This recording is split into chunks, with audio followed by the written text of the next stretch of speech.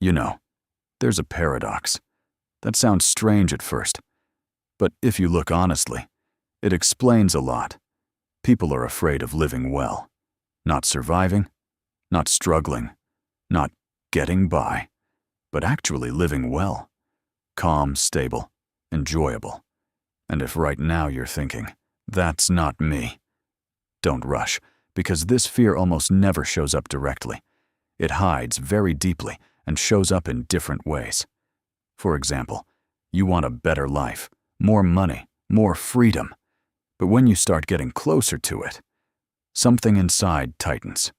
You feel anxiety, doubt, a sense that something's off, even when everything seems fine. And at some point, you start sabotaging it. Not dramatically, but gradually. You try a little less, you delay a little more, you believe a little less, and you return to a place that isn't as good, but feels familiar. Now let's understand why. First, for many people, living well is unfamiliar. They grew up in conditions of stress, lack, instability, and their system adapted to that. It became normal.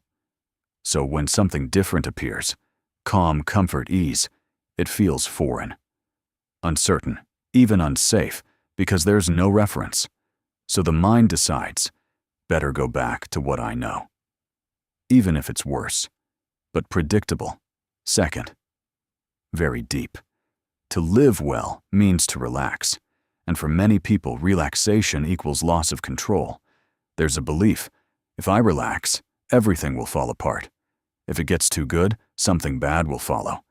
So they stay in tension, trying to hold life together.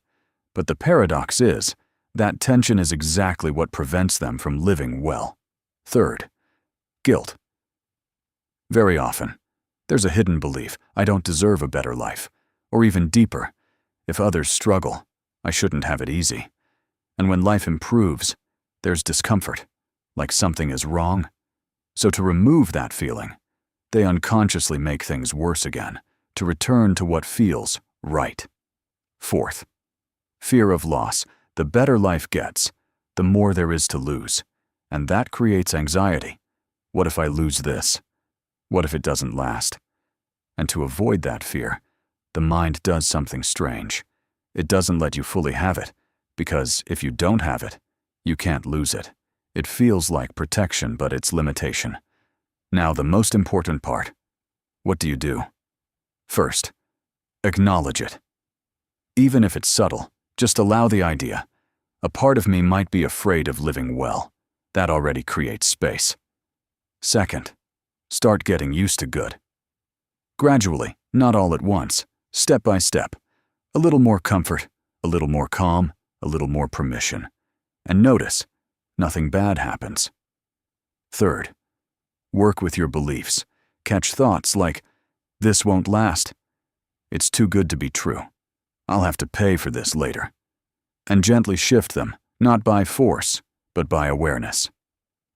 Fourth, give yourself permission to live well. This is a decision, an internal one. I'm allowed to have a good life, without guilt, without justification. Fifth, learn to hold a good state. Not through tension, but through calm, through trust, through stability. This is a different level of living. And now, the most important part. You're not afraid of a good life. You're afraid of the unknown, where there's no provisional struggle. But that's where your real freedom is. If this resonates with you, write in the comments, I allow myself to live well. That matters. You're choosing a new state, and make sure to subscribe, because we're going even deeper next. And yes, watch this again, because these ideas unfold over time. And remember, a good life is not a risk. It's a new normal you're still learning to accept. And once you do, everything starts to shift. Because anything is possible.